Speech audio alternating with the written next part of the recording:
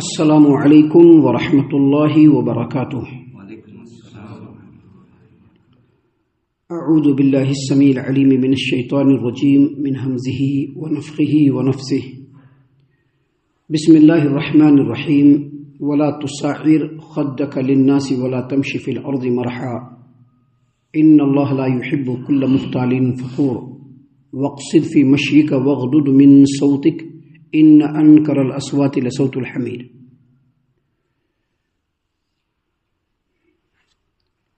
اور دیکھو میرے پیارے بیٹے،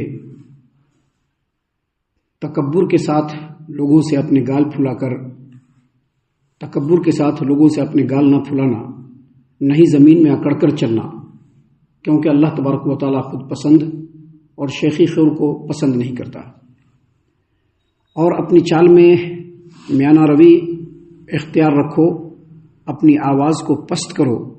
بلا شبہ تمام آوازوں میں سب سے بری آواز گدھے کی آواز ہے۔ محترم سامعین کرام، سورہ لقمان سورہ نمبر 31 اور اسی صورت سے بھی آپ کے سامنے آیت نمبر 18 اور آیت نمبر 19 یہ دو آیات تلاوت کی گئی۔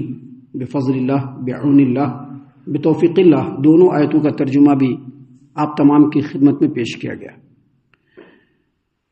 سامعین کرام، یہ دو آیتیں جو ہے، ان دو آیتوں میں جو نصیحتیں کی گئی ہیں، لقمان حکیم نے جو اپنے بیٹے کو نصیحت کی، یہ ان کی آخری نصیحتیں ہیں جو یہاں پر قرآن کریم میں اللہ تبارک و تعالیٰ نے بیان فرمایا ہے۔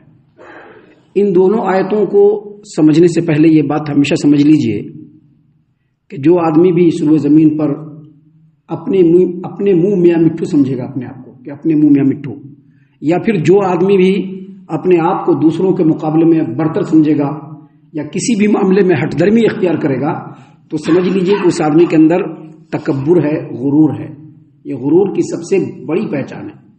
انسان اپنے منہ میاں مٹھو بنے، ہم اپنے منہ میاں مٹھو بنے، میں کر رہا ہوں۔ اگر اس طرح کی بات ہوئی تو وہ اس آدمی کے اندر تکبر کا شائبہ پایا جاتا ہے۔ جو آدمی اپنے مقابلے میں دوسروں کو حقیر سمجھتا ہے، اس آدمی کے اندر بھی تکبر کا شائبہ پایا جاتا ہے۔ اسی طرح سے جو آدمی صحیح اور سچ بات آنے کے بعد جو فلاں آدمی بول رہا ہے اس کی کیا حیثیت ہے، میں اس کی بات نہیں مانوں گا، حالانکہ بولنے والا آدمی حق اور سچ بات بول رہا ہے لیکن اس کے باوجود اس کو نہیں مانتا ہے، ہٹ درمی اختیار کرتا ہے، تو سمجھ لیجیے کہ اس کے اندر بھی تکبر کا شائبہ ہے۔ یہ غرور اور تکبر پالنے والے انسان کی پہچان ہے۔ ان دونوں آیتوں کے اندر سیدنا لقمان حکیم نے اپنے بیٹے کو یہی نصیحت کی ہے۔ آج کل بڑھتی عمر کے جو نوجوان ہیں ان کے اندر اس طرح کی باتیں بہت زیادہ پائی جاتی ہیں، اور جو عمر کو پہنچ گئے ہیں ان کے اندر بھی پائی جاتی ہے۔ جس کی فطرت کے اندر ہے اس کی تو باتیں چھوڑ دیجئے، وہ کسی بھی عمر میں ہوگا، اس کے اندر ہٹ درمی ہوگی۔ لیکن بڑھتی عمر کے جو بچے ہیں، کچے ذہن کی وجہ سے یا دوسرے اور وجہوں سے ان کے اندر اس طرح کی باتیں پائی جاتی ہیں، اور اسی وجہ سے لقمان حکیم نے اپنے بیٹے کو نصیحت کی، کیونکہ لقمان حکیم باپ ہیں، بیٹا یقیناً ٹین ایج کا ہوگا یا اس سے ذرا بڑا ہوگا، تو انہوں نے اس طرح کی باتیں کیوں سمجھائی کہ چھوٹی عمر سے ہی بچوں کے اندر یا نوجوانوں کے اندر یہ بات ہونی چاہیے کہ ہم کو ہمیشہ عاجزی اور انکساری اختیار کر کے رکھنا ہے۔ دیکھیے اللہ تبارک و تعالیٰ نے کیا فرمایا، اللہ نے فرمایا کہ سیدنا لقمان حکیم نے اپنے بیٹے کو کہا وَلَا تُصَعِّرْ خَدَّكَ لِلنَّاسِ، دیکھو میرے پیارے بیٹے، ازراہ تکبر، لوگوں سے اپنے گال نہ پھلانا۔ گال نہ پھلانا کیا مطلب جب کوئی آدمی بات کر رہا ہو تو اس کو اپنے سے حقیر سمجھتے ہوئے بالکل تکبر کے ساتھ بات کرنا، اس طرح سے بات کرنا کہ لگے کہ گھمنڈ ٹپک رہا ہے، یہ چیز بالکل درست نہیں ہے۔ اس طرح کی چیزیں عام طور پر لوگوں میں پائی جاتی ہے۔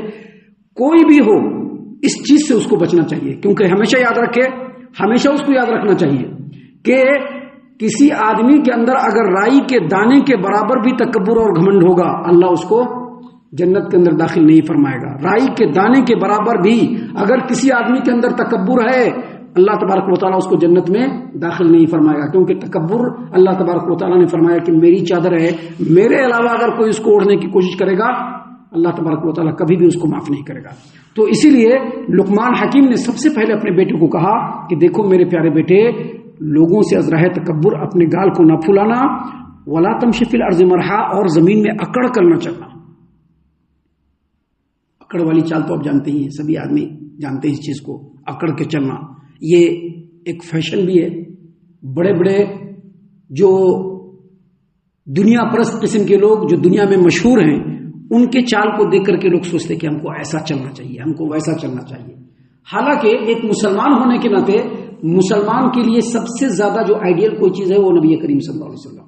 اللہ تبارک و تعالیٰ نے اسی قرآن کریم کے اندر سورہ فرقان کے اندر آیت نمبر 63 کے اندر فرمایا وعباد الرحمن الذین یمشون علی الارض ہونا، جو رحمان کے بندے ہوتے ہیں وہ زمین میں عاجزی اور انکساری کے ساتھ چلتے ہیں. عاجزی اور انکساری کے ساتھ چلنے کا مطلب یہ ہے کہ جب چلے تو چال کے اندر میانہ روی ہو، چلے تو زور زور سے زمین پر پیر نہیں پڑنا چاہیے، چلے تو اس کے اندر ایک وقار ہونا چاہیے، ساتھ ہی ساتھ یہ بھی ہونا چاہیے کہ عاجزی ہو. بالکل ذلت و پستی کے ساتھ بھی نہیں چلنا ہے، کیونکہ اللہ نے قرآن کریم کے سورۃ الفرقان میں جو رحمان کے بندوں کی صفت بتلائی ہے وہ ہونن کا مطلب ہوتا ہے زمین پر اس طرح سے چلنا کہ قدم چھوٹے چھوٹے ہوں لیکن رفتار تیز ہو.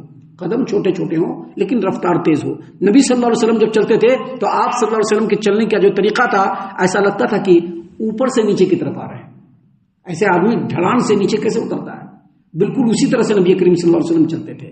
تو چلنے کے اندر بالکل عاجزی اور انکساری بھی ہونی چاہیے، وقار بھی ہونا چاہیے، اکڑ کے نہیں چلنا چاہیے. ایک انسان جب کسی کے سامنے بات کرتا ہے اور بات کرنے کے اندر اس کے جو ایک بناوٹ ہوتی ہے، ایک رعونت اور خوشونتی ہوتی ہے، اور اسی طرح سے جب وہ چلتا ہے تو اس کے چلنے کے انداز سے ہر ایک آدمی پکڑ لیتا ہے اور سمجھ لیتا ہے کہ یہ اپنے مقابلے میں دوسرے کو کچھ بھی نہیں سمجھتا ہے. ایسا کبھی نہیں ہونا چاہیے.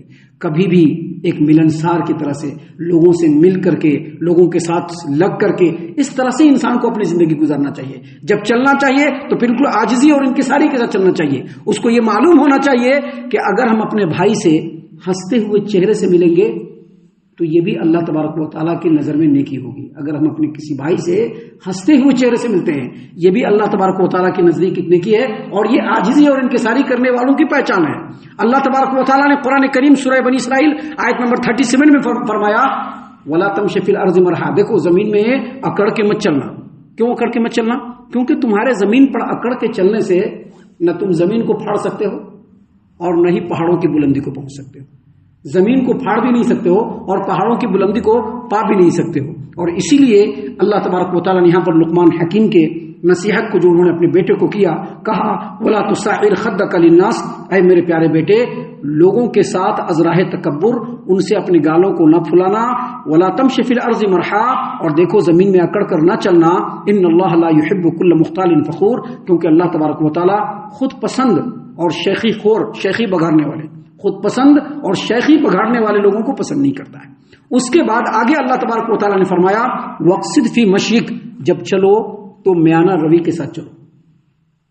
ایک دم تیز بھی نہیں ہونا چاہیے اور ایک دم سلو بھی نہیں ہونا چاہیے. میانہ روی کے ساتھ جیسے ایک نارمل انسان چلتا ہے، وقار کے ساتھ، عزت کے ساتھ، آبرو کے ساتھ زمین پر چلو.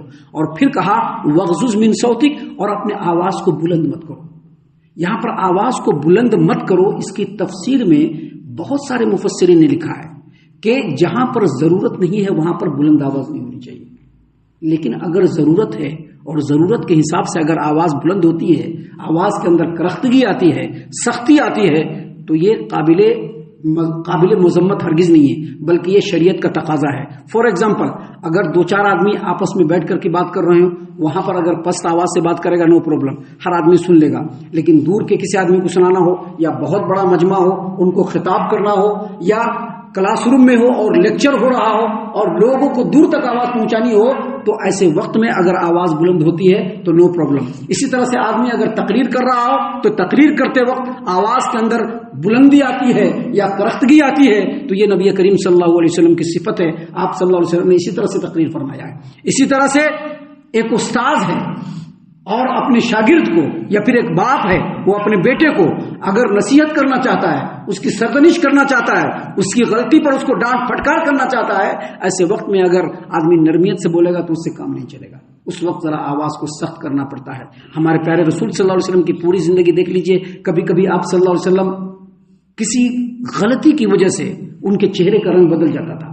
آواز آپ صلی اللہ علیہ وسلم کی بلند ہو جاتی تھی اور آپ صلی اللہ علیہ وسلم اپنے صحابہ کرام کو اور اپنے شاگردوں کو سمجھاتے ہوئے ذرا ڈانٹ ڈپٹ کرتے تھے. تو ایسے وقت میں اگر آواز بلند ہوتی ہے تو نو پرابلم، وگرنہ عام طور پر آدمی جب بات کرے تو آواز کے اندر پستی ہونی چاہیے. اسی لیے سیدنا لقمان حکیم نے اپنے بیٹے کو نصیحت کرتے ہوئے کہا کہ دیکھو میرے پیارے بیٹے، جب چلو تو اعتدال کے ساتھ میانہ روی اختیار کرتے ہوئے چلو، اپنی آواز کو پست رکھو. ان انکر الاصوات لصوت الحمیر، کیونکہ آوازوں میں سب سے بدترین اور قابل نفرت آواز کس کی ہے؟ گدھے کی آواز ہے. گدھا جب رینگتا ہے تو لوگوں کو اچھا نہیں لگتا ہے. اسی طرح سے جب آدمی بلا ضرورت اپنی آواز کو بلند کرتا ہے، چیخا مار لیتا ہے، اس وقت بھی اس کی آواز کے اندر اچھائی اور پسندیدگی نہیں ہوتی ہے بلکہ قابل نفرت ہوتی ہے. اسی لیے لقمان حکیم نے اپنے بیٹے کو یہ نصیحتیں کی. یہاں پر ان کی نصیحتیں ختم ہوتی ہیں اور آگے اللہ تبارک و تعالیٰ کی باتیں ہیں جو اللہ تبارک و تعالیٰ نے ہمارے لیے خالص ہدایت و رہنمائی کے لیے یہاں پر نازل فرمائے ہیں، جس کو انشاءاللہ کل اور کل کے بعد کے دروس میں ہم آپ کے سامنے پیش کرنے والے ہیں. ہم اللہ سے دعا کرتے ہیں کہ اللہ تعالیٰ ہم تمام کو ان تمام باتوں کے اوپر خوب غور و فکر اور تدبر کرنے کے ساتھ ساتھ ان باتوں پر عمل کرنے کی بھی توفیق عنایت فرمائے. آمین. اللہ تعالیٰ ہم تمام کو صحیح معنوں میں پکا سچا مومن مسلمان بنائے، اللہ اور اس کے رسول صلی اللہ علیہ وسلم کی اطاعت و فرما برداری کرنے والا بنائے، صحابہ کرام رضی اللہ عنہم کے طریقے پر چلنے والا بنائے، جنت الفردوس میں جگہ عطا فرمائے. اے اللہ ہم تمام کو جہنم سے پناہ دے. اے رب العالمین ہم تمام کو جہنم سے پناہ دے. اے مالک الملک ہم تمام کو جہنم سے پناہ دے. آمین یا رب العالمین. وما علینا الا البلاغ المبین. تبارك الذي نزل الفرقان على عبده ليكون للعالمين نذيرا.